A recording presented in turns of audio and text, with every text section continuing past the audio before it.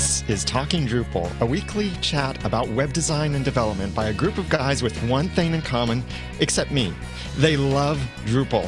This is recorded live on Wednesday afternoons in a Google Hangout. Visit us at talkingdrupal.com. Episode 50 for May 21st, 2014. New show host. I think that's me. Nice. Welcome, guys, to your own podcast. This is kind of interesting for me and fun.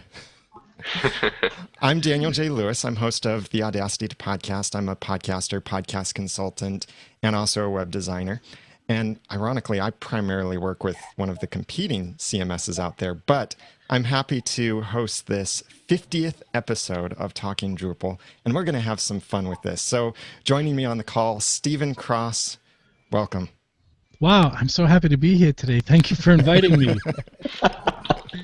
Now, that was strange hearing you do the intro, but you know what? You did it better than I do. We'll just keep reusing that one. Well, you know, I could also add I'm an award-winning podcaster, but I'll not go there. That's true. No, please do. This show is all about shameless self-promotion.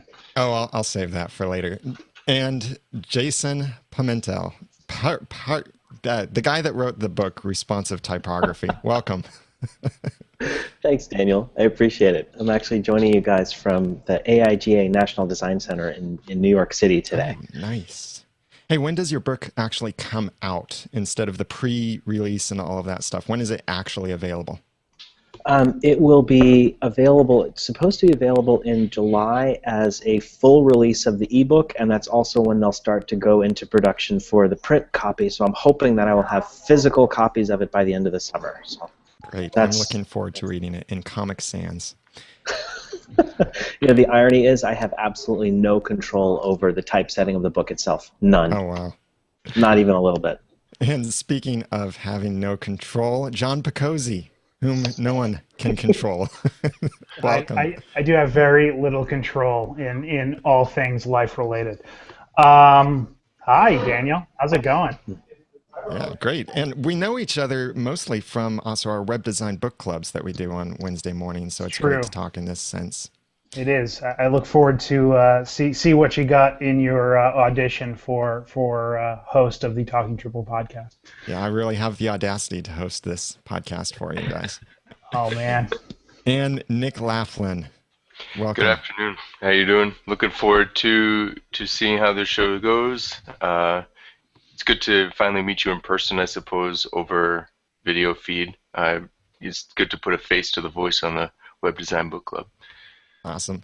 And so we want to give your listeners a bit more of your face to everything that you're doing with Drupal and get an inside view of your own personality, some of your toolkits, and the things that you do that make you successful and why you love Drupal. So I've got a bunch of questions for each of you. And first, I want to know, what was your very first Drupal project? Not your biggest one, your most successful one, or anything like that, but what was your first project, and why did you choose Drupal? Stephen, how about you start? Oh, okay, I'll go first. It's a good question. So my first Drupal project... My first Drupal project for a customer that I was paid for is probably a good way to phrase this, was for a nonprofit in New York City. It was actually a pretty good profile customer, and it was in Drupal 6. And why did I choose it? I chose it because I wanted to try a new CMS, and a friend of mine named Jason had sort of made a similar decision sometime before, and it's always easier to just follow someone else's decision instead of going through all that pain to get to the same point. So I trusted in his choice and then sort of tagged along. And he's been stuck with it ever since. True. So Jason, you were that friend, right? Yes, I was. What then, since you were the precursor to Stephen's using Drupal, why did you choose Drupal for your first project, and what was your first project? Well, at the time I was heading up interactive at an agency in Providence, and we were using, I had just started there, and they were using a bunch of different content management systems, and it was really pretty fragmented, and I wanted to find one platform for us to standardize on. So I spent 2 weeks building test things in WordPress, Joomla, and Drupal, seeing if I could sort of figure out what are the things that we want to be able to do to build all of our websites using a single platform. And Drupal kind of won pretty handily for me, anyway, in that test. And so our very first project at that agency was for a startup backup storage vendor called Vault USA. And I ended up actually designing the logo as well as building the site. And it's not necessarily that successful a Drupal site, but it certainly showed me kind of the path forward. Was I think I felt I made the right decision. The second one was actually for a Fortune 25 company, so it zoomed up from there, and it was perfect. John, what was your first Drupal project, and why did you choose Drupal for it?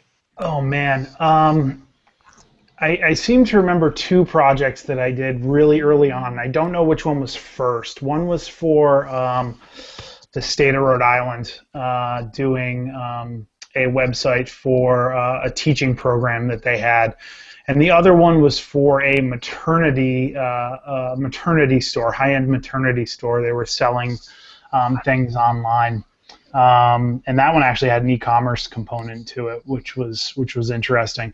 That was back in Drupal 4.7, I think. And the reason for choosing it, I didn't really choose it. It was thrust upon me. I worked when I graduated from college. I worked for a startup for a few months. Realized I didn't like it, and then went to go work in the agency world. Worked for this small agency in Pawtucket, and when I got there, they were like, "Hey, have you ever heard of Drupal?" And I said, "Well, no, not really." Being right out of college, they were like, "Oh, good, because you're going to learn all about it. Here's this project. Here's this content management system. Let us know if you have any questions." And that's where I came from. That's how I got my start. Was a lot of a baptism by fire, I guess you could say. That was right around the same time frame. So that was 5 was in beta, was when I very first touched it. So all the books that I had were for 4.7. I think even my first experience with Drupal was 4.7 as well. I will say it's come a very long way since those dark days. It has, but even then, it was still worlds better than building your own, which was what I'd been stuck with for years prior to that. Oh yeah, the most scary word though then was taxonomy, and trying to understand that back in 4.7 was horrible. Nick, what about you? What was your first Drupal project, and why did you choose Drupal? I think my first Drupal project was a small bakery that has since gone out of business. There were a couple reasons why I chose it. One was because it came recommended by my cousin, who had been doing web development a bit longer than me. They needed to be able to update their hours and their menu, and at the time I think they were just uploading a Word document to their FTP server that had the same name as the previous Word document to update their menu. So we needed a better way to handle that. I think it was Drupal 5.20 or something like that, but when I started, that was my first one. The first one that is still active was actually for a gardening company that went through a massive rewrite about a year ago. Went from Drupal 5 to Drupal 7 and shook my head many, many times at the decisions I had made back then. Well, imagine then if Drupal didn't exist today, or if Drupal was suddenly ended and you had to use a different content management system, what would you guys choose? Just whoever has an answer on this. Backdrop. Well, yeah, but you have that's cheating. That's cheating. So Daniel, Backdrop is a fork of Drupal, so that's totally an illegal answer. No forks. I would probably actually use something like Django. Technically, it's not a CMS. I'd probably use WordPress occasionally. I know more what I would definitely not use. than what I would use.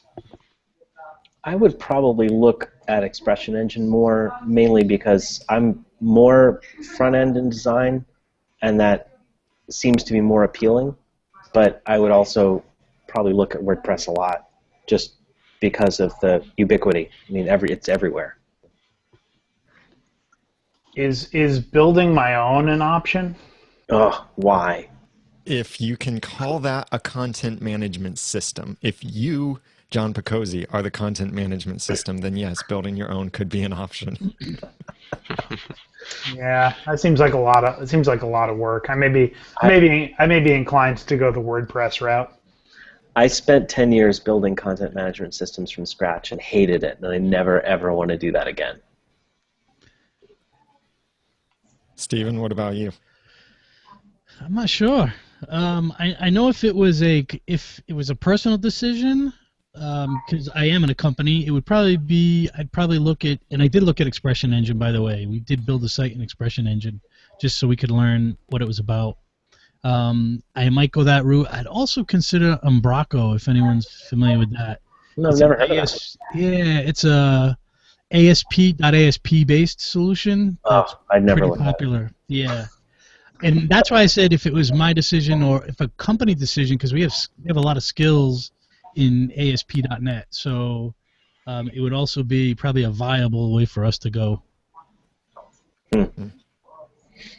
So looking at your history of Drupal projects, and you've had many of them, I know you have, and they all look great, but which one have you enjoyed the most? Not that you've made the most money from it, you struggled the longest over it, not even necessarily that you're the most proud of this project, but which one did you enjoy the most and why? I mean, that's such a difficult question because every single project has like gems. But for me, I would say it's a combination of two sites, same client. But I have a client that owns several newspapers and a couple other properties like couponing and a phone book site and a couple other things. And I built a system for him that basically a back-end workflow system that allows him to stage his content and publish it to multiple domains without using domain access. And I would say that that's definitely had the most enjoyable pieces to it. It also has some of the most, stressful pieces to it, trying to get people to adopt a new system. But as far as the technical part, building it, it was definitely the most enjoyable.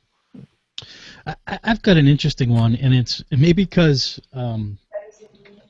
I've gotten very short-sighted and have a short memory. Is one that just launched in the last 24 hours, and why it was fun is so we just, and this is a little bit of promotion too, but we just announced yesterday a New England Drupal Camp conference, and there's a website that goes along with that at nudecamp.com. But what was really interesting about that site is that we had about 5 people's hands into it, and it got put together as in its state in about a week, and everyone sort of handled their own little piece and contributed in different sections of the site, and it was really an enjoyable thing to build. Now, I didn't build any of it, by the way, but I was involved in the process, and I don't know what you guys thought, but I just thought it was a fun little project to do. One thing, I really enjoyed that part of the experience. NEWD Camp. That's right. .com. We should specify that. I had the most fun because I actually did nothing on it. I just sat back and watched everybody else work on it. So I thought it was awesome. Yeah, I definitely enjoyed it. It was I was kind of the lead, I suppose, on the website, and then one of the coolest parts for me is I found that the project management, usually when you have a team of 3, 4, or 5 people, project management takes up a good chunk of time, and the people that were helping out with the website, Ellen, Jason's wife, helped with a lot of the content. John helped with some ideas. Stephen, I bounced a bunch of ideas off of him. Matt Dutra provided the design, and one of his employees, helped put everything together. People was just so well. It was like a well-oiled machine. I kind of just said, go this way, and then everything happened. You know, I had to set up some of the back-end stuff, but it was just extremely professional.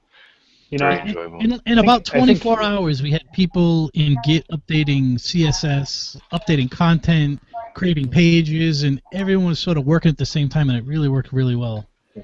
Yeah, I think it's and that it's kind of leads back to one of my favorite projects, or at least one that I think is my favorite.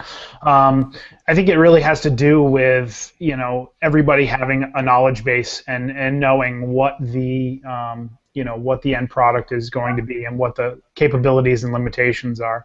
I think when you're working in a team and you all understand, you know, where you're going, and how to get there with the system that you're using, I think that definitely can lead to a great outcome.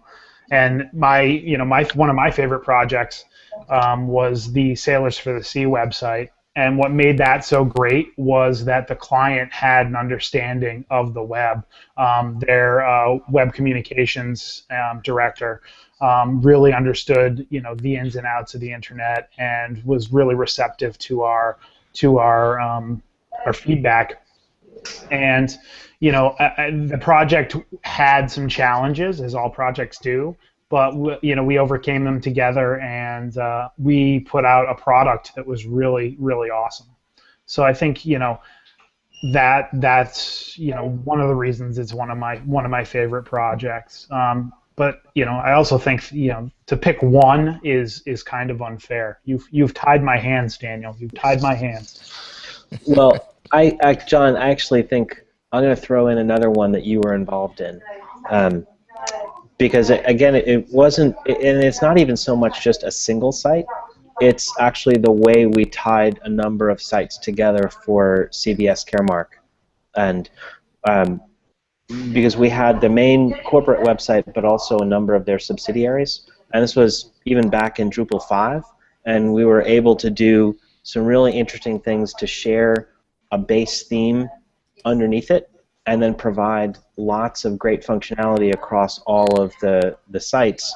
And they had tons of people working on content, and it was really quick for us to build out sites for their other subsidiaries. It was just a great example of everything that Drupal should be able to let you do. And so that was really a lot of fun, and that was actually the beginning of John and I getting a chance to work together. So it was really good. Nice. Now you guys use a lot of different tools, and this is going to be a challenge because I don't want any repetitions here. But name up to I go three. First. Name up to 3 of your favorite tools for either designing, coding, or managing Drupal projects. Up to 3. You can't repeat anyone else's. Oh man! All right, Steve, go. 3 tools for any of these things. Up to 3, yeah. Up to 3. So, Basecamp, I would say, for the project management side. PHP Storm for my code editor and IDE. And a third one,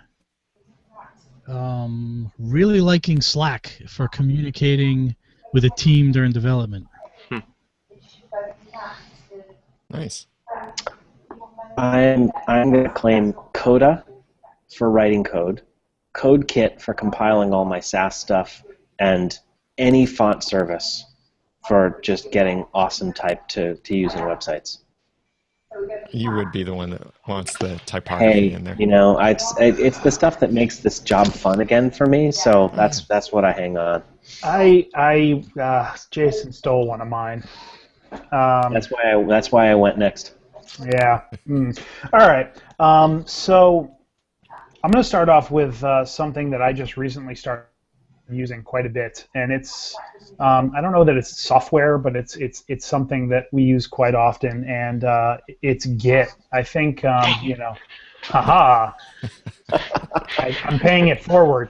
You know, Git really helps us with our version control and keeping organized and keeping our projects organized. In specific, with Git, we actually use Beanstalk, and that actually is great for our deployments to production, staging, development. So I think, not so much. I'm going to say Beanstalk is, I guess, the service that we're using is really great. What else? Jason took Coda, so I can't use that one. On the project management side, Steve mentioned Basecamp, but we're using Jira, which is actually pretty helpful in submitting tickets and keeping track of time and that sort of thing. So I would say that that's pretty useful. And then for a third one,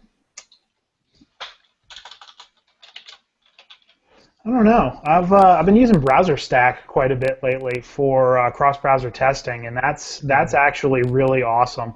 I actually just used it last week. I had a client that was having a problem on a certain page, and I'm like, I can't reproduce this in my browser, but let me try it in yours. And went to his version of Windows, his version of Internet Explorer, tested it out, and sure enough, it was OS specific to that specific version of Internet Explorer and Microsoft Windows. I think it was 7. And BrowserStack was able to reproduce the problem so I could see it and resolve it. So I would say those are probably my three go-tos. Nice. That's more like 3.5. And it's a good thing that you didn't say 4, because we didn't have another 20 minutes for a fourth one. Nick, what so are I'll go quick then. I would say, even though it's already been said, so this won't count, Git is number 1. Number 2, I'm Windows-based. I think I'm the only one. So I use XAMPP to allow me to have local copies. And I think everybody else would say MAMP is pretty important for that. So you can test something quickly and not worry about breaking the live site. The next thing is Cgwin, so I can use Linux or SSH to where I need to without having to deal with the Windows terminal. That was just an exercise in pain if you've ever tried using that. And then the third thing, I would say probably just Notepad++. It's sort of like Coda in that it allows you to just FTP or SSH into a server and edit directly where you need to edit it. There's something fascinating about this list of tools. If you look back as we're typing into the notes right now, did they say something about our personalities and the kinds of things that we do? Like, just look at the tools. It's kind of interesting, right? Yeah. Yeah, and I noticed there's no Photoshop, there's no Microsoft Paint or any of those tools listed on here. You guys should check out a new text editor that's been released as a public beta if you haven't already. It's Atom. Yes. Yeah. atom.io. Really cool. It's great. It's free. It looks a lot like Sublime Text. Yeah. But is more extensible and really looks like it could be amazing. It's only for Mac. Yeah, right now it is. What was that called again? Atom. It's released by GitHub. Okay. Yeah, atom.io. I'm interested in hearing what you use as a WordPress developer. Oh, yeah, I use, okay, so I'll pick 3 tools. Atom will be one of them. I just started using that, switched over from Sublime Text over to Atom. I still design a lot of stuff starting out in Photoshop to lay out the colors and gradients and whatever styles and designs I want there. And then the third tool that I use is a new tool that I've just been getting into since I've started using Git. It's called Dandelion. It's a command line tool, which for me to recommend a command line tool as a general front-end designer is just blows my mind, because I left a job partly because I was getting so frustrated that everything had to be run by a command line and I didn't like their programming style approach. Right. But Dandelion will quickly deploy your local Git repo, your latest branch or version, will deploy that to a live server for you. So you don't have to try and use FTP sync with all of these exclusions and stuff, but it's designed to deploy, and you can deploy certain commit levels and such. And it's really cool, and it's free command line interface called Dandelion. Is it for Linux or? I believe it can work on anything with Ruby. because it's Okay. a Ruby gem. So, I'm gonna have to look into that. That looks really useful. I'm trying to make time to try out Sketch, because I mean I use Illustrator and Photoshop too, but I really am curious to try something different. And Sketch looks really quite good, and it's much less expensive, and you don't have issues like Adobe's Creative Suite going offline, and leaving people unable to use their software. Yeah. That never happens. Happened yesterday. Happened last week as well. So besides all of the professional things that you guys do you have any hobbies outside of work? Oh, And yeah. What are they? Drupal. Drupal 5.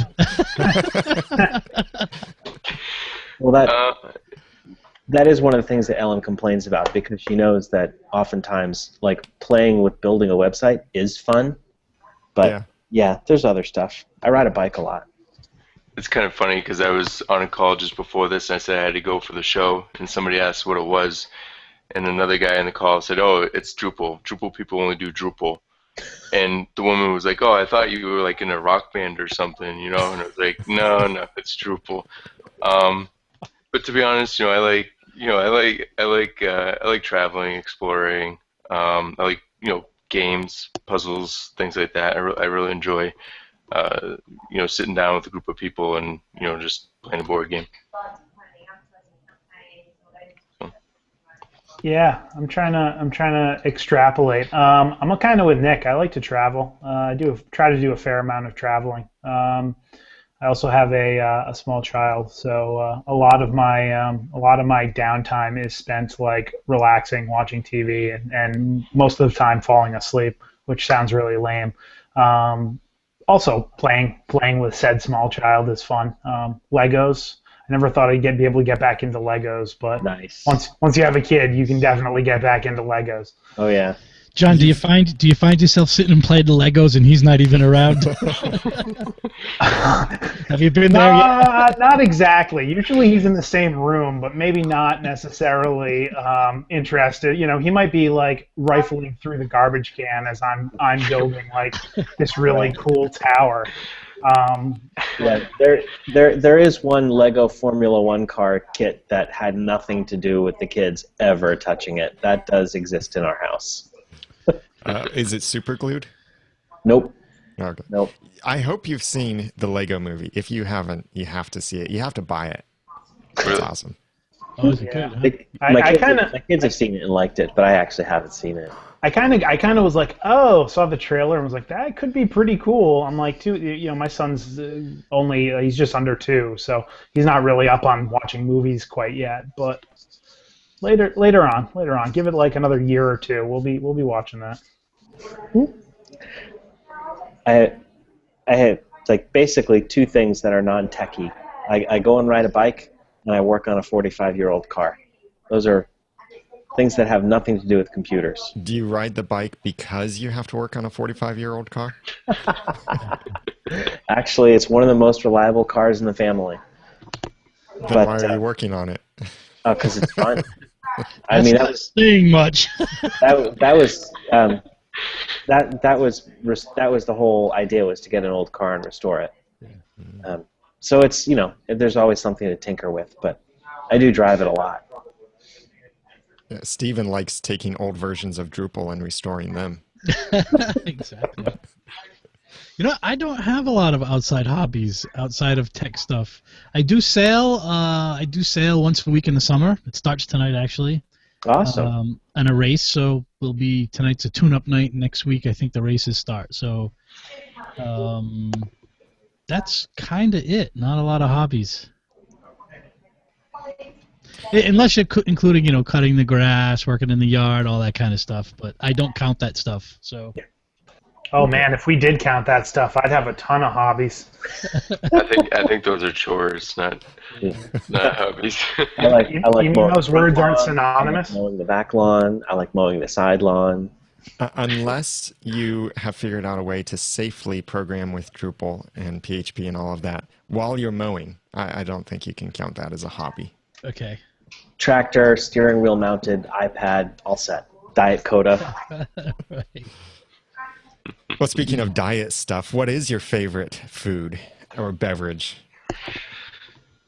Oh God. And hopefully it's not actually a diet thing. Any beer from Belgium? It goes along with the Drupal theme. Yeah, I mean, as far as food, I don't really have a favorite. I just enjoy trying new things. Um, yeah, pretty much anything if I haven't had it before, it is my favorite. There's an international grocery store near Cincinnati, Ohio called Jungle Gyms. And Nick, you would go crazy there because it's, for one thing, massive, but it has all of these little sections from different regions around the world of That's food cool. that's unique to those sections. So you could spend the rest of your life trying to try all of those things.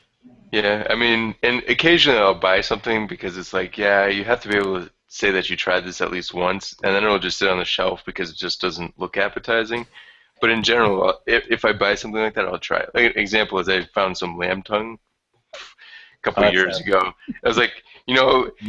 I'd like to be able to say at least once in my life that I tried this because people eat it. I mean, it was a jar like this big, so like enough people eat enough of it that they had to make like a value size. So it had to be something good about it. But it just sat on the shelf for like 3 years, and I was like, okay, I need to open this. I opened it, it had gone bad, so I threw it away, and I was like, yeah, I'm not gonna try that. How did you know it went bad? You've never had it before. Maybe it was perfectly fine. Yeah, but there's a smell. That's usually Yeah. why they make such No. large jars of lamb tongue is because people leave them on their shelves for years and years. Last forever. Yeah, there's a smell though that no matter what, how much salt or how much preservatives, it's gone bad, and it had. I recommend Bizarre Foods with Andrew Zimmer. That show is great if you love food. I was going to say everything because I'm pretty open-minded, but Nick ruined that for me just now. So I'm gonna change my answer to anything my mom's cooking. I come from an Italian family, and my mom cooks a lot of Italian food, and she does it really well. So if she's cooking it, I'm eating it. And yeah, I would probably say my favorite is veal parm. Out of that, in that category. Love me some good veal parm. That was one of the questions in my online dating profile that got my now wife's attention, was the fact that I singled out liking my mom's mac and cheese. You didn't single out liking your mom, but you like her mac and cheese. Nice, John. So I'll round this question out with thinking of it. If I had my last meal, what would I choose? I think it would be a great burger cooked on the grill with a Sam Adams. I think it's pretty simple. I just grilled out yesterday. I haven't grilled burgers in a few months. It's great to have nicer weather for that. Oh man, I just did the same thing a couple of days ago myself. I am a year-round griller. I will be out there in like a snowstorm in the middle of December grilling out on my grill because I love it so much. So Jason mentioned one way that you stood out to your wife, but I've got a crazy question here for you. You guys are all married, and if you can give the story in a short form, how is it that you proposed to your wife? Or wives. I like to use the plural form, wives, so it doesn't sound like each of you have multiple wives. Jason, how about you start us off? Sure. I met Ellen through Match.com, and we had been dating for actually just a few months, and my mom asked me if the reason I hadn't asked Ellen to marry me was because I didn't have the money at the time to buy a ring, which was absolutely true. And then she told me that she had been saving this ring from her mother and showed it to me, and it was absolutely beautiful. And so this was on a Monday, and Friday we were taking a trip on a boat out to Block Island, sailing with a few of my friends. And so Friday night on our way sailing out to Block Island, under the stars, I convinced her to come up on deck and proposed. Awesome. So that was it. Yeah, it's the last time I got her on a boat. Well, big things happen when she gets on boats. She's very careful. I mean, I can give the story of the proposal pretty quick. You probably don't know this, Daniel, and our audience may not, but my wife is Colombian, so her first language is Spanish. So sometimes we have a little bit of fun with communication. But I took her on a picnic and took her on a hike at a little place called Purgatory Chasm, and got to an area where there was nobody but us. Got down on my knee and proposed to her. She said yes, of course. And I remember talking to her about it a couple days later, and she's like, well, I saw you get on your knee. I didn't really know what you were saying. I didn't quite understand, but I kind of assumed that you were proposing, so I just said yes.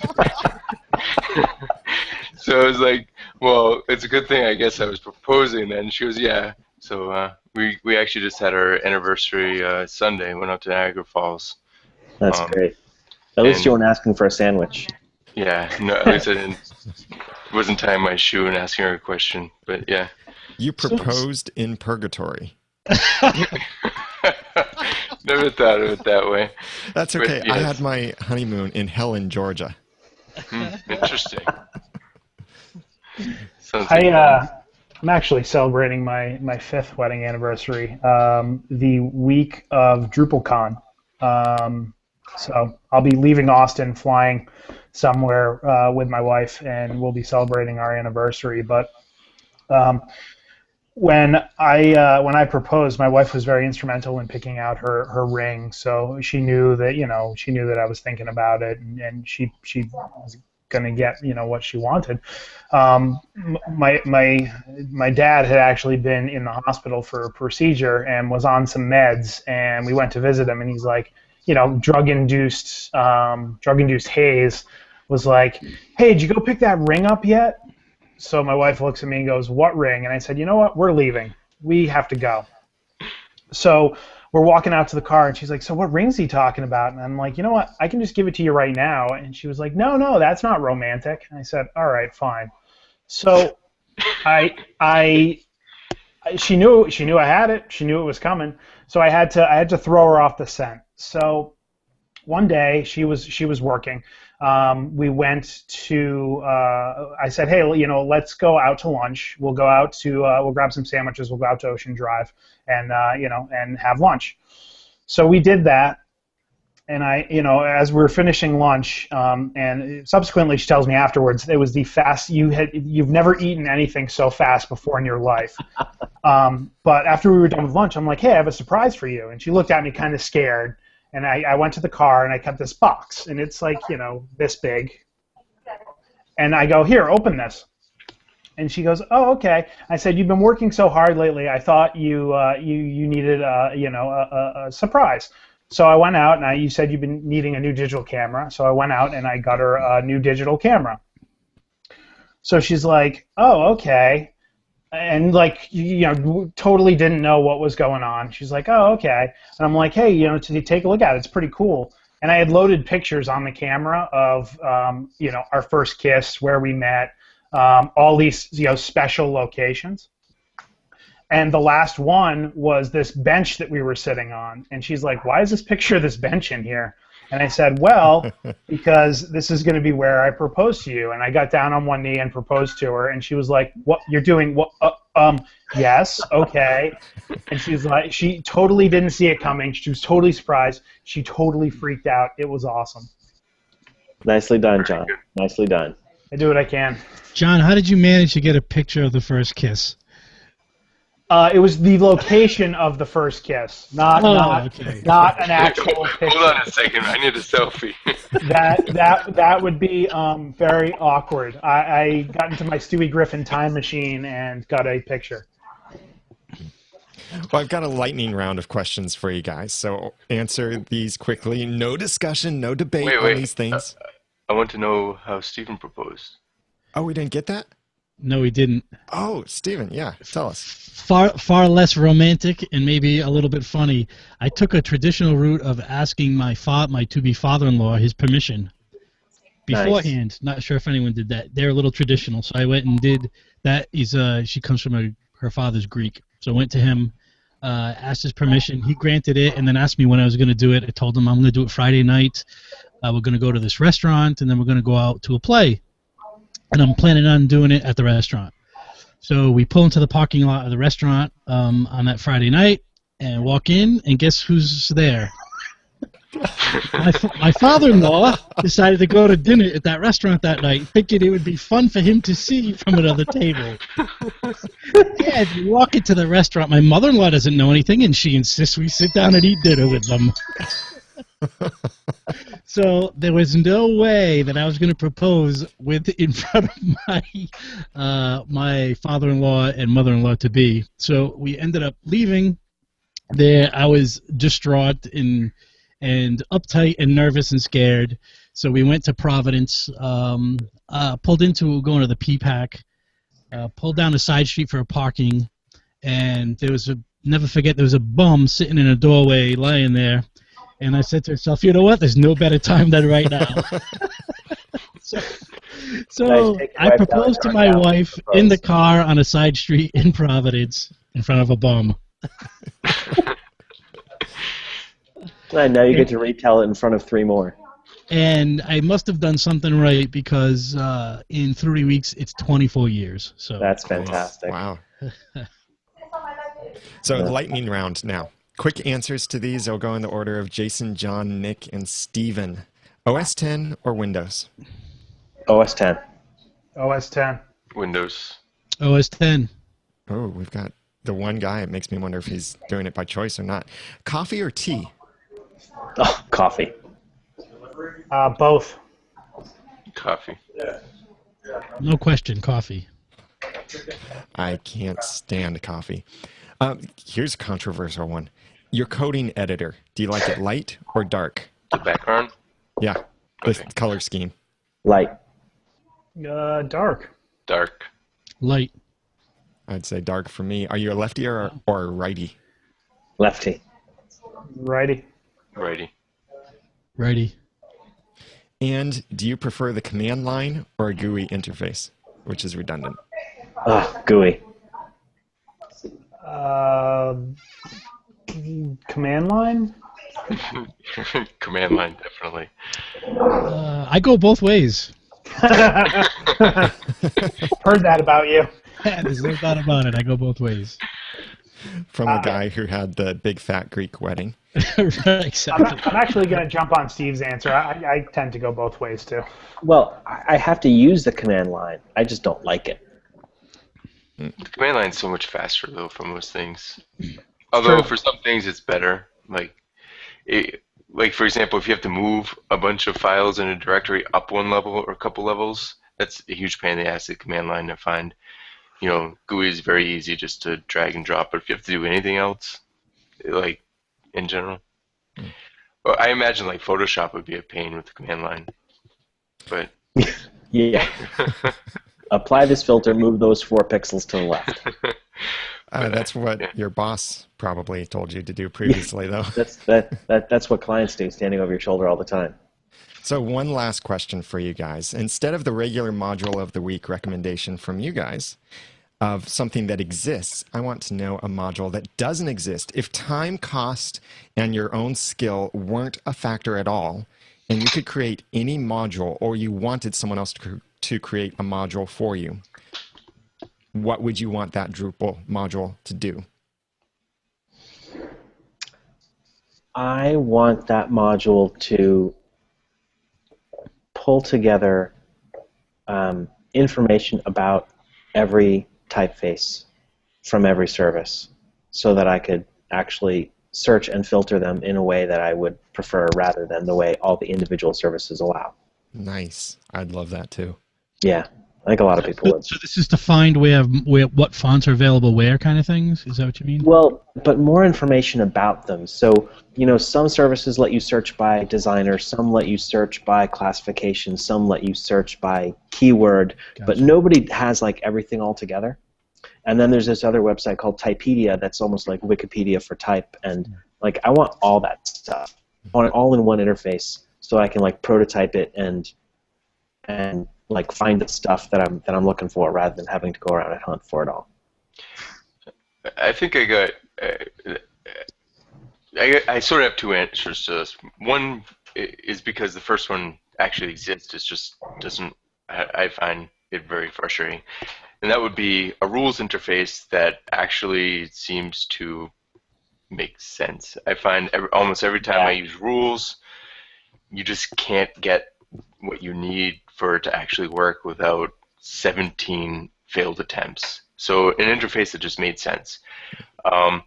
For one from scratch that doesn't exist, although even though time, money, and what else is not a factor, skill is not a factor, it may not actually be possible, would be a module that you could install on the site and it would tell you which modules are actually being used where and why. So that if you're taking over a project from somebody else, you could know whether or not you could uninstall something without completely breaking it, or upgrade without completely breaking it. Although It's a great module. I think that would be fairly impossible. I think the why part would be very hard. Yeah. But if it's installed and in use, would be helpful too. Yeah. I mean, the why is kind of like, you're never going to get into the developer's head, but I think that'd be a great module. Somebody should work on that. Drupal community, work on that. For me, I'm actually kind of already working on this module a little bit, but there's a service out there called Bloomerang, which is a donor management system that a couple of nonprofit clients I have are interested in working with. And right now they have an API, which I've used in the past, works pretty well, but they don't have a Drupal module. And right now I'm kind of in the process of trying to work with Bloomerang to build a version 1 of this Drupal module. It'll be pretty basic. But my real goal is for version 2 to integrate with web forms and for you to be able to build kind of custom web forms that go back to the API and post information into your donor database. So that's where this question really comes in for me, is version 2.0 of the module. Okay, I'm not sure I have an answer here, actually. So I'm going to frame it in a way is what I would love Drupal to do better, and I think a few people have taken stabs at this, but I haven't seen anything that I could get to work really well, is I would love to see when a user puts content in a website on a page and wants to see what it's going to look like before it's published, they can really see what it looks like. Not like some sort of crazy preview like we have now, but actually looking like the site prior to hitting or after hitting the publish button. I haven't seen that done in a real good way yet. It's something they're working on in Drupal 8 to try and make it better, but it's really, really difficult to do that accurately. Right. And there is a project out there, I can't remember the name of it, that I've been playing with that is sort of doing a Git model for this, where you branch a website so you can make changes to it, look at it, Wow. and then merge it into the live site. So it's sort of the branching model of Git put into the CMS. Huh. And that is probably the way to do something like this. But My request, not necessarily a Drupal module, but I think maybe jQuery would be the best language for this, would be the precog module that determines the intent of the website visitor so that it reveals only the call to action that matters most to them on the site. there we go. Now we're visionary. There we go. Precog.io someday. Yeah. All right. We are at the end of our show. So before we close, I'm going to close here and want to thank Daniel J. Lewis for joining us today. It was fun having you on. Daniel, could you tell us, I'm not sure, I think you did a little bit in the opening, but tell us a little bit about who you are, about your network, and the shows that you produce today. Yeah, I'm a professional podcaster and designer, but the main thing I do is I help people launch or improve their own podcasts for sharing their passions and finding success. And I do that primarily over at theaudacitytopodcast.com. But I also host a variety of other podcasts, like a clean comedy podcast, Once Upon a Time podcast about the TV show, And then we have a whole network of podcasts covering Marvel's Agents of S.H.I.E.L.D., Resurrection, Under the Dome, Personal and Professional Productivity, Christian movie reviews, critical thinking, science fiction and philosophy, and much more over at noodle.mx. So if you can't remember any of my websites, noodle.mx is where you can find all of the other podcasts that we do and everything else with me. And also my personal Twitter is the Ramen Noodle. Excellent. Daniel, thanks again for joining us and handling this show so well. That was great. And I do feel threatened by your work today. So, before we close out, we have a few announcements. Let's start with what's happening for many of our listeners next weekend, right? What's going on there? DrupalCon. So tell us about DrupalCon. Well, John and I are both going to be heading out, and we'll be out there for the whole week. We're going to go check out some events that our pals at Four Kitchens are putting on, and I'm going to be giving a talk on Tuesday about responsive typography, and then I think we're going to run around looking for people to accost and interview to be on our show. Excellent. Also, Jason, one more thing from you is your book, Responsive Typography, is out in pre-release, right? It is. It's available at responsivetypographybook.com. I do have a question for you. Is that I was looking to order it on O'Reilly, and you can get it now in the digital version. What wasn't clear on that site, though, is that you will continue to get updates as the book updates. Yes. So the early release program with O'Reilly is kind of interesting. It lets me make it available really whenever I want, at whatever stage it is. And in this case, I actually have a whole draft written. I'm just waiting on technical reviews, and I've got some really, really wonderful people that are doing that for me. But so people can buy it now, and you have access to, I think, all but the last couple chapters. And then within the next couple of weeks, as we get more edits done, the whole book will be released, and everybody gets notified as soon as the new version is available for download. And it's in PDF and EPUB and Mobi. And then the goal is to have all of everything done and the sort of official released version in production in July. So the full ebook version available then, and then also the print version going to press sometime this summer. You know that Amazon.com has the release date as January or December 2015 or something like that. Yeah, well, they put something in there just because they have to have a date. Right. But the goal is to be in production in July, and that means with their typical turnaround, hopefully by the end of the summer, certainly in time for Artifact in Providence and some other event that's going on in Providence in the fall. So I'll actually have some physical copies then. Yeah, great. And one more question. I prefer the Kindle format. Is it planned to be a Kindle release? Oh, it's there. .mobi. Oh, okay. It's even in early release, it's available. Okay, didn't see that. Yeah. All right, excellent. And all the code samples are live and everything, so all that stuff is there. I've had some really great feedback from some people so far. It's nice to know that it's actually been purchased by about a dozen or more. I don't know how many. I haven't gotten any updates, but at least it's been bought by two. I know that. They tweeted about it. Hey, Jason, you know that if we cover this book in our weekly book club, people are going to be looking for discount codes, so you might want to start working on that now. I think I have an in with that. All right, good. So the last announcement we have is something we touched on earlier, that there is going to be a new Drupal Camp in New England on November 1st at Brown University. So the core team of Talking Drupal and a few of our friends are working together to put this camp together. The public announcement was just yesterday, I think. We already have an event sponsor, which is Oomph, the company that John works for. And we have a lot of other great sponsors that have already jumped on board, and we're looking for more.